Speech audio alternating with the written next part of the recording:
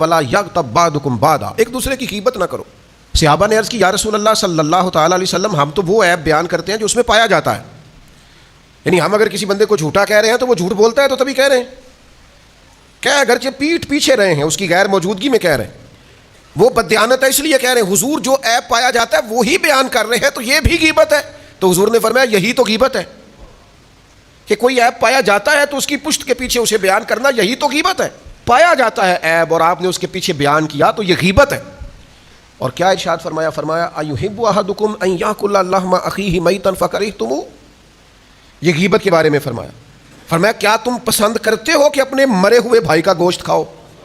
یہ قرآن مجید نے کہا، اللہ نے بیان فرمایا ایک دوسرے کی غیبت نہ کرو۔ کیا پسند کرتے ہو کہ مرے ہوئے کا، ایک تو مر گیا اور پھر یہ کہ انسان مر گیا، پھر اس کا گوشت کھانا، اور پھر غیر نہیں، وہ اخی ہے، تمہارا بھائی ہے، پسند کرو گے؟ فکرہتموہ، خود ہی قرآن نے کہہ دیا تم اسے کراہت کرو گے، تم اسے برا جانو گے، تمہیں یہ پسند نہیں ہے۔ تو واتقوا اللہ، پھر ڈرو اللہ سے، پھر غیبت نہ کرو، پھر چغلی نہ کرو، پھر لوگوں کے عیب پھٹوں پہ، چوکوں پہ، گھروں میں، چوراہوں میں، گلیوں میں، اپنے اپنے قریبیوں میں بیٹھ کر عیب نہ اچھالو، پھر نہ لوگوں کا برے لفظوں کے ساتھ ذکر کرو۔ بڑے عظیم انسان ہے ایک، ان سے کوئی ایسا گناہ ہو گیا کہ انہیں سنسار کیا گیا، ان پر باقاعدہ حد لگی، یعنی آپ بات کو سمجھیے گا، سیاستہ میں حدیث موجود ہے، حد لگی، باقاعدہ جرم ہوا، ثابت ہوا، سزا ہوئی، سنسار کیا گیا۔ تو دو لوگوں نے بات کر دی، ایک کہنے لگا اچھا بھلا چھپا ہوا گناہ تھا، خود ہی آ کے اس نے بیان کر دیا، دوسرا کہنے لگا دیکھو کس طرح جانوروں کی طرح کی سزا ملی۔ حضور خاموش رہے، سن رہے تھے نبی کریم۔ بعض چیزوں کے بارے میں شریعت کے احکام اتنے سخت ہیں اور ہم ہیں کہ اس میں پوری طور پر ملوث ہیں، بعض ہی نہیں آتے، جہاں بیٹھتے ہیں ہماری گپ شپ کا عنوان ہی یہ ہوتا ہے کسی نہ کسی کی عیب بیان کرنا۔ نبی کریم علیہ السلام نے ان دونوں کی بات سنی، تھوڑا سا آگے جا کے نا اللہ کے حبیب تشریف فرما ہوئے، یہ ذرا انداز آپ نے ملاحظہ کرنا ہے، یہ سیاستہ میں حدیث موجود ہے۔ کریم تھوڑا سا آگے گئے تو گدھا ایک مرا ہوا تھا سڑک پہ، تو نبی کریم نے فرمایا وہ دو کدھر ہیں جی، وہ جو کہہ رہے تھے اپنے بھائی کے بارے میں، بلاؤ کدھر ہیں؟ وہ یا رسول اللہ وہ ہم سے غلطی ہو گئی۔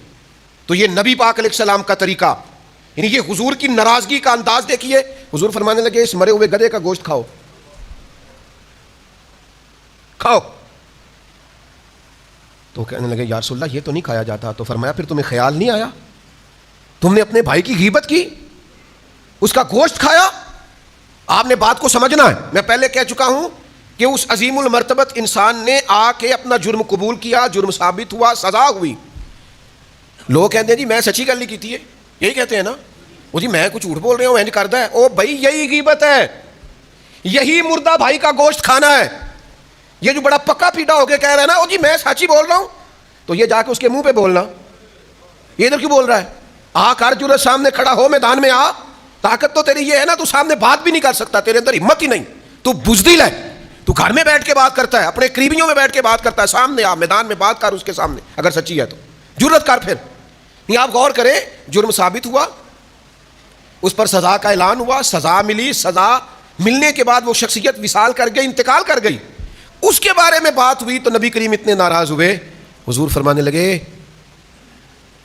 تم یہاں اس کے بارے میں باتیں کر رہے ہو اور وہ جنت کی نہروں میں غوطے لگا رہا ہے۔ جرم ہو گیا تو کیا ہوا، گناہ ہو گیا تو کیا ہوا، اس کی توبہ کا انداز بھی تو دیکھو نا، دیکھو نا وہ کیسے آیا ہے، اظہار کیا۔ تم یہاں باتیں کر رہے ہو، وہ تم جن لوگوں کے بارے میں باتیں کر رہے ہو جنت کی نہروں میں غوطے لگا رہے ہیں۔ تو ہمارے رویے، ہماری غیبتیں، ہمارا انداز بعض اوقات اتنا کمزور ہوتا ہے کہ وہ سمجھ ہی نہیں پاتے کہ بھلا ہم کیا کہہ رہے ہیں۔ تو ذرا کسی کے بارے میں بات کرتے وقت، غیبت کرتے وقت تھوڑا سا نا سوچ لینا چاہیے، تھوڑا غور کرنا چاہیے۔